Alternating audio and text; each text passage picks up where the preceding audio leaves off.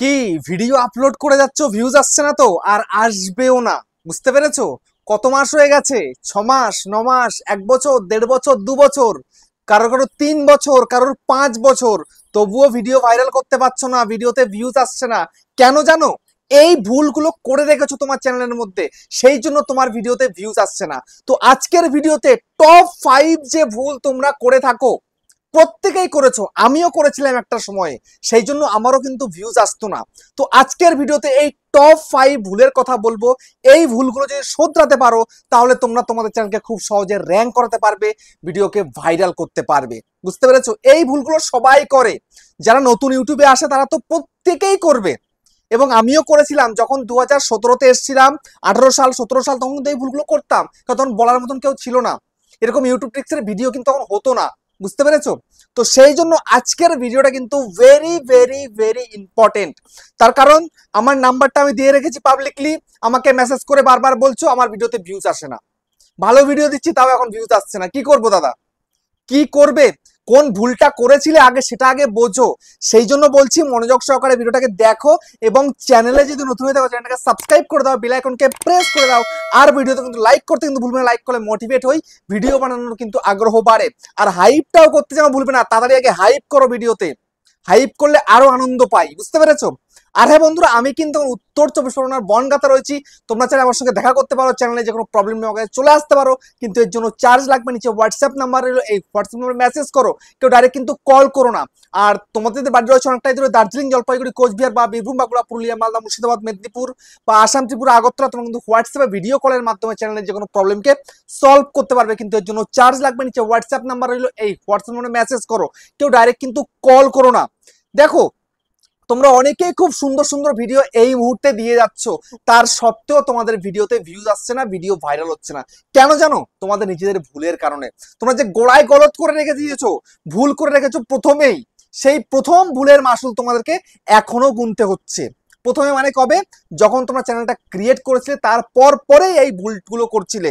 এই 5টা একদম মেন ইম্পর্টেন্ট ভুল, এগুলো করার কারণেই তোমাদের চ্যানেলটা কিন্তু আর র্যাঙ্ক করছে না, ভিডিও কিন্তু ভাইরাল হচ্ছে না। বুঝতে পেরেছো? তো টপ 5 এর মধ্যে টপে কোনটা রয়েছে, আবার ফার্স্ট কোন ভুলটা রয়েছে, সেটা হচ্ছে ভিডিও আপলোড করার পরে ভিডিওটাকে ডিলিট করছো। হ্যাঁ, তোমরা এখনো করছো, অনেকেই করছো, অকারণে ভিডিও ডিলিট করছো। এই ভিডিও আপলোড করছো, সঙ্গে সঙ্গে দেখছো ভিডিওতে ভিউজ আসছে না, কয়েকটা ঘন্টা দেখার পরে আবার ডিলিট করে দিচ্ছ, আবার সেই ভিডিওকে রি আপলোড করছো। এগুলো একদমই করা যাবে না। বুঝতে পেরেছো? দেখো, ডিলিটের অপশনটা কেন দিয়েছে, ভুলবশত তুমি কোনো একটা ভিডিও ডিলিট করতে পারো, বা তুমি একটা ইম্পর্টেন্ট ভিডিও করেছিলে, সেটা কোনো কারণে তোমাকে ডিলিট করতে হবে, তাই তুমি করতে পারবে, কিন্তু তোমার ভিডিওতে ভিউজ আসছে না বলে তুমি ভিডিওকে ডিলিট করে দেবে, এটা কিন্তু ঘোরতর বিপদ, এটা কিন্তু একদমই করা যাবে না। বুঝতে পেরেছো? তুমি যদি একসঙ্গে প্রচুর ভিডিও ডিলিট করে দাও, তার মানে তোমার চ্যানেলে কিন্তু রিচ একদম ডাউন হয়ে গেল। বুঝতে পেরেছো? তোমার রিয়েল টাইম ভিউজের রিচ ডাউন হবে, তোমার ইমপ্রেশনের রিচ ডাউন হবে, সবকিছু ডাউন হয়ে যাবে। সেই জন্য যদি ডিলিট করতেই হয়, অনেকদিন পর পর ভিডিও ডিলিট করবে, একবারে বেশি ভিডিও ডিলিট করবে না। বুঝতে পেরেছো? এটা মাথায় যেন থাকে, ডিলিট করা যাবে না, ডিলিট করলেও খুব কম ডিলিট করবে। বুঝতে পেরেছো? তারপরে নেক্সট কি? নেক্সট হচ্ছে শেয়ার করা যাবে না। তো এখন আমাকে অনেকেই বলবে, দাদা আমি তো ভিডিও শেয়ার করছি, আবার অনেকে বলবে আমাকে আমি বলছি লিংক পাঠাও, চ্যানেলটা দেখি আগে, আমাকে বলছে শেয়ার করা যাবে না। ভিডিওতে শুনেছে শেয়ার করা যাবে না, কাদেরকে শেয়ার করা যাবে না এটা একটু ভালো করে বোঝো। শেয়ার করা যাবে না তাদেরকেই যারা শেয়ার করার পরে ভিডিওগুলো দেখে না। বুঝতে পেরেছো? তুমি কাউকে ভিডিও পাঠালে, তোমার কোনো রিলেটিভকে ভিডিও পাঠালে, বা তোমার চ্যানেলের লিঙ্ক পাঠালে, বা ভিডিও লিঙ্ক পাঠালে, সে যদি ক্লিক করে না দেখে, তাহলে তাদের কাছে পাঠানো যাবে না।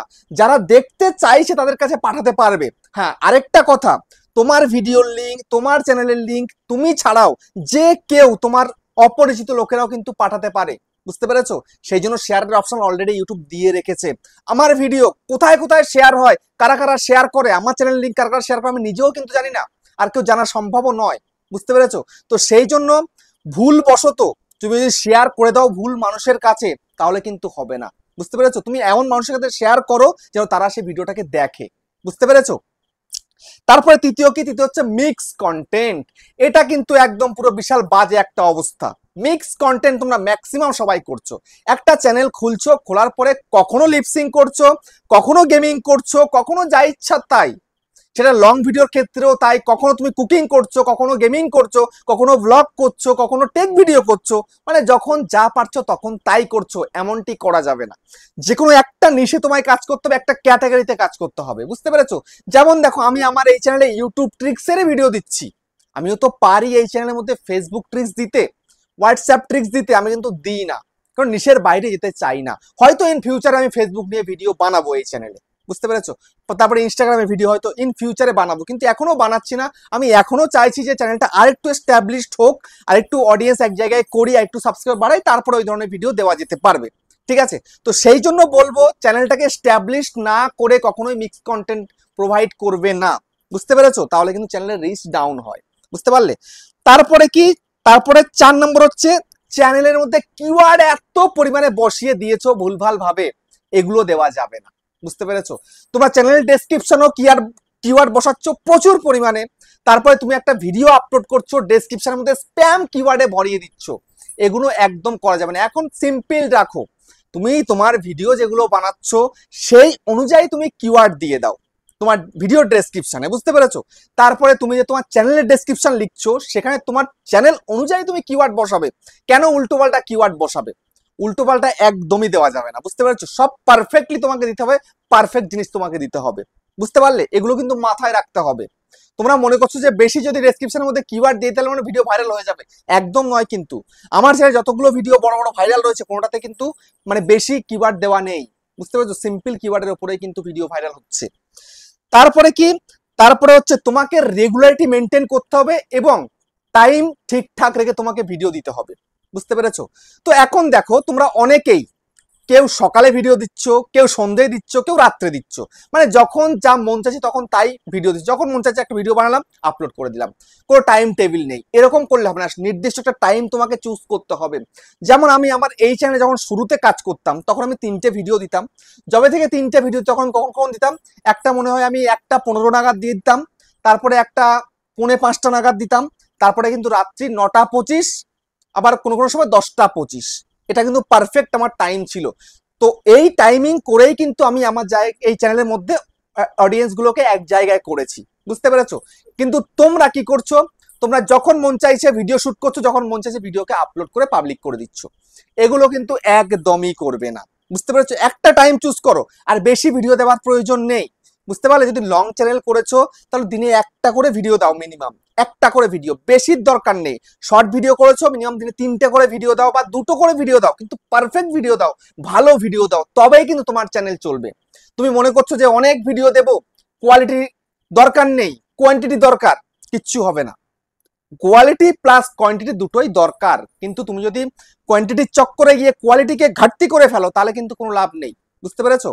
তোমাকে রেগুলারিটি মেনটেন করতে হবে, ভালো ভিডিও তোমাকে প্রোভাইড করে যেতে হবে, ডে বাই ডে তোমাকে নিজেকে ইমপ্রুভ করে যেতে হবে, তবেই তুমি তোমার চ্যানেলটাকে র্যাঙ্ক করাতে পারবে। না হলে কিন্তু চ্যানেলে যেমন ভিউজ আসছে একদম অল্প অল্প তেমনই কিন্তু আসবে, বুঝতে পেরেছো? তো ভিডিওটা কেমন হচ্ছে কমেন্টে জানিও। আবার দেখা হচ্ছে নেক্সট ধামাকাদার পাওয়ারফুল ভিডিওর সাথে।